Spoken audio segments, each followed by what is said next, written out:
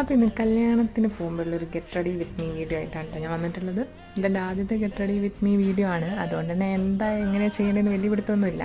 പിന്നെ ഞാൻ എൻ്റെ ഒരു സ്റ്റൈലിൽ അങ്ങനെ ചെയ്തു എന്ന് മാത്രം. ഈ ജീൻസ് ഞാൻ ഇവിടെ നിന്ന് ഒരു കൽപ്പറ്റയിൽ നിന്ന് എടുത്താണ്. ടോപ്പ് ഞാൻ കുറേ കാലം മിൻട്രയിൽ നോക്കി വെച്ച് അതിന് ഓഫർ വന്നപ്പോൾ പർച്ചേസ് ചെയ്തൊരു സാധനമാണ്. എൻ്റെ ഫേവറേറ്റ് ടോപ്പാണ്. നമുക്കൊരു ടോപ്പ് ഉണ്ടാവില്ലേ, ഒരു ഇഷ്ടപ്പെട്ട ടോപ്പ് എല്ലായിടത്തും അതന്നെ ആയിരിക്കും ഇടുക, അത് നാശമാവുന്നവരെ അതന്നെ ഇട്ടുകൊണ്ടിരിക്കും. അങ്ങനത്തെ ഒരു ടോപ്പാണ് കേട്ടത്. ഞാൻ അധികവും ഈ ടോപ്പ് തന്നെയാണ് എപ്പോഴും ഇടുക.